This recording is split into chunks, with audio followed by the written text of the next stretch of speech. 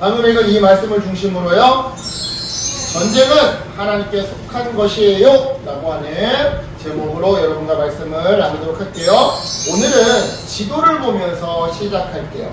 자, 이스라엘 옆을 보면 모압이라고 하는 나라가 있는 거 보이시죠? 그죠? 네. 모압이라고 하는 나라가 있는데요, 이 모압은 다윗 왕 그리고 솔로몬 왕 시대부터 아합 왕 때까지 북이스라엘에 조공을 바치고 섬겼더랬어요. 하지만 이 아합 왕이 죽게 되자 모압은 더 이상 북이스라엘을 섬기지 않겠다고 배신을 하고 반기를 들었죠. 하지만 아합 왕 이후 나라에 힘이 많이 빠진 북이스라엘은요, 그러한 모압의 배신을, 모압의 반역을 그냥 지켜볼 수밖에 없었는데요, 아합의 아들 아하시야 왕이 죽고 그 다음으로 왕이 된 요람 왕은요, 이 모압의 반역을, 배신을 더 이상 참지 않기로 결심했어요.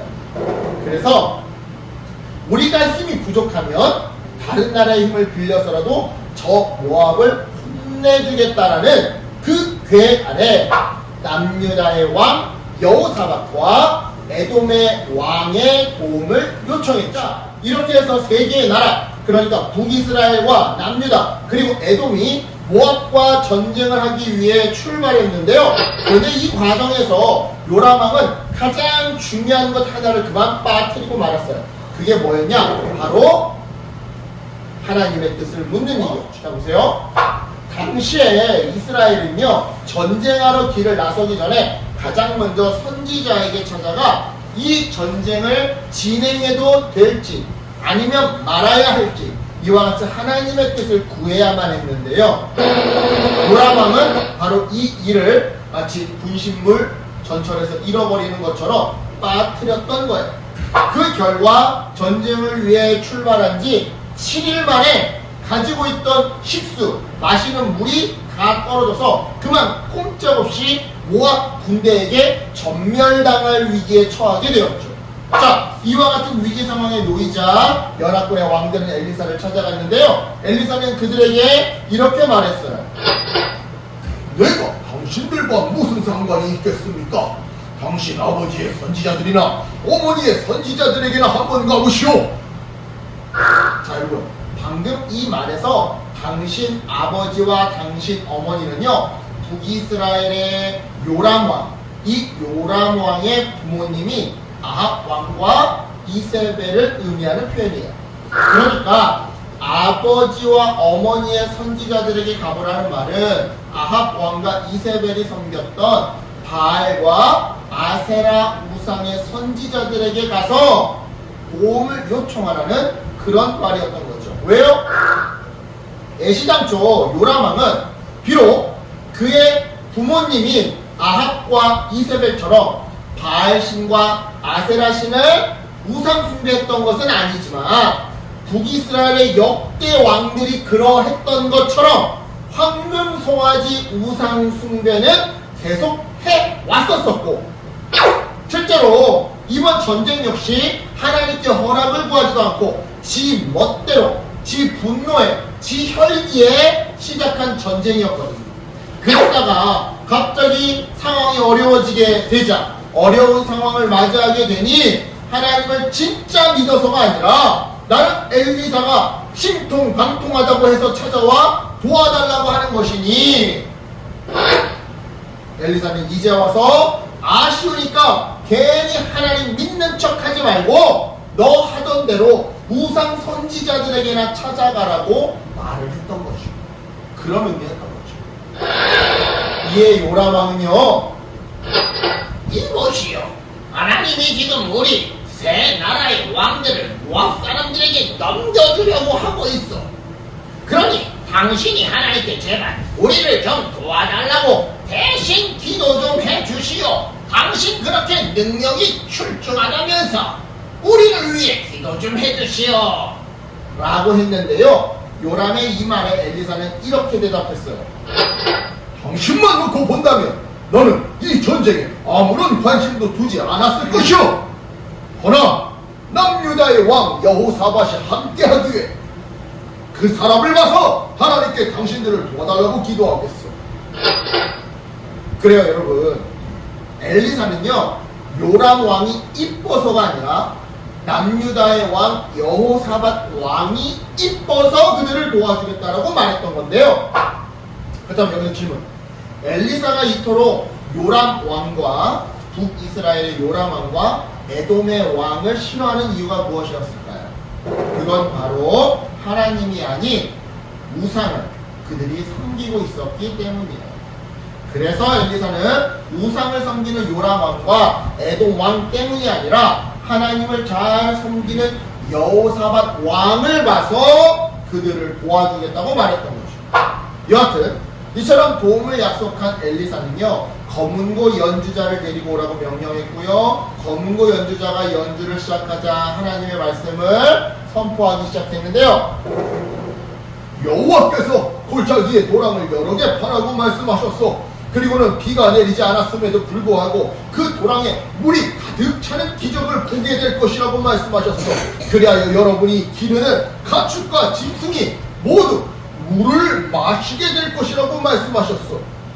엘리사는 이어서 이렇게 말씀을 전했어요.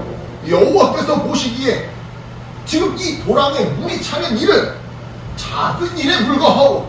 여호와께서 왕들이 모압을 이길 수 있게 해줄 것이요, 왕들은 성벽이 있는 모압의 굳건한 성과 모든 중요한 섬을 멸망시킬 것이요, 모든 모압 땅의 좋은 나무를 넘어뜨릴 것이며 모압 땅의 모든 우물도 다 못쓰게 만들어 버릴 것이요, 그리고 그 땅의 모든 기름진 들을 돌무더기 폐허로 만들어 버릴 것이요. 여러분, 엘리사의 이 예언은요, 연합군의 완벽한 승리를 확신하는, 약속해주는 내용이었어요. 그리고 이 예언대로 연합군은 실제 모압과의 전쟁에서 대승을 거두게 되죠. 자, 어떻게 대승을 거두게 되는지 그 과정을 볼게요. 다음날 아침이 되었어요. 이 세 명의 왕은요, 하나님께 예배를 드리려고 모였죠. 근데 그때였어요. 에돔 쪽에서, 에돔 골짜기 쪽에서 물이 흘러나와서 골짜기에 물이 가득 차게 되었는데요. 그 순간 반대편 모압 사람들의 눈에는 이 물이 피처럼 보였어요. 해가 뜨면서 햇빛이 비춰지는 그 모습이. 그래서 모압 사람들은요, 연합군이 옳다구나 서로 다투다가 자기들끼리 싸워서 서로 죽었구나, 자기들끼리 서로 싸우다가 죽은 피가 흘러내려서 지금 저기 저렇게 피가 보이는 거구나 라고 생각했죠. 이런 생각에 힘을 얻은 모압 사람들은요, 자, 연합군이 죽었으니 그들의 것을 약탈하러 가자라고 소리치며 연합군 쪽으로 아주 신나게 전진했는데요. 그렇게 모압 사람들이 연합군 진영에 도착했을 때였어요. 갑자기 연합군이 나타나 기습을 하면서 모압 사람들을 공격하는 것 아니겠어요? 이에 모압 사람들은 도망쳤고요. 연합군은 모압 땅까지 쳐들어가서 그 땅을 점령했는데요. 이처럼 하나님은요, 엘리사의 예언대로 연합군에게 승리를 주셨어요. 다르게 말해보자면 누구를 보시고 승리를 주셨다는 거예요? 요람이 아니라 여호사밧을 보시고, 즉 하나님은 자기를 섬기는 사람을 위해 승리를 주셨다는 것이죠. 그래요, 여러분. 이처럼 하나님은요, 예수님을 믿는 사람들을 하나님의 백성으로 삼아주시사 사랑 주시고 또한 은혜도 베풀어 주셔요. 그래서 이 악한 세상에서 살아가고 있는 바로 우리 여러분들, 하나님 백성들에게 언제나 승리를 주시죠. 에이, 목사님 뻥치지 마세요. 거짓말하지 마세요. 하나님 믿어도 교회 열심히 다녀도 예수님 잘 믿어도 왕따 당하기도 하고 억울한 일 당하기도 하고 사고를 당하기도 하던데요. 네, 맞아요.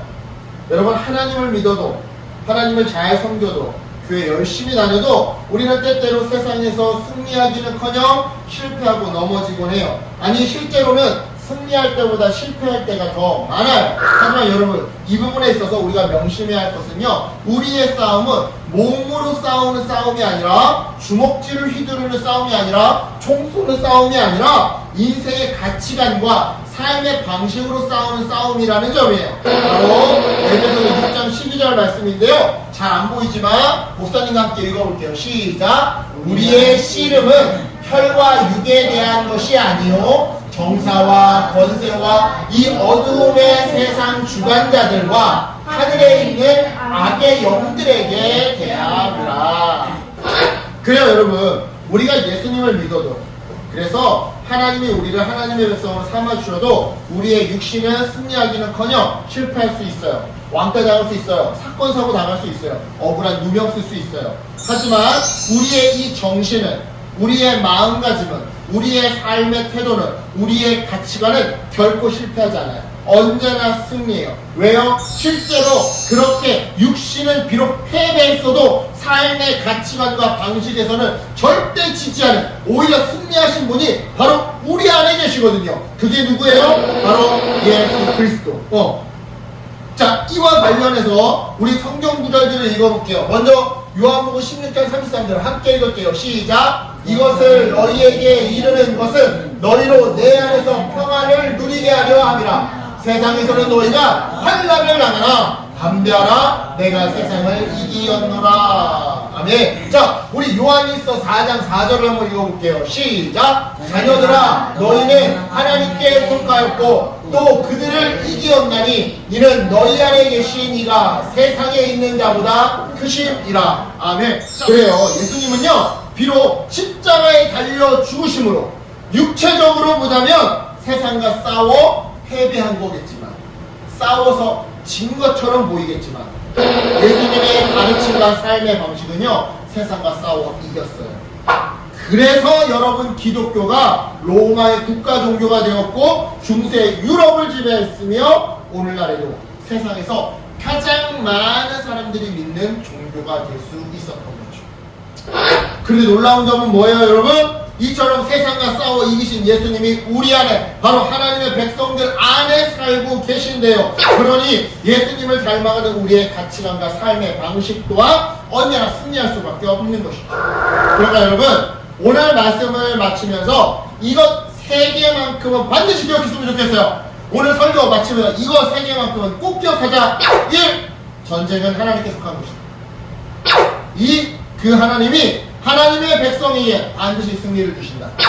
3. 이때의 승리는 삶의 가치관과 방식에서의 승리다.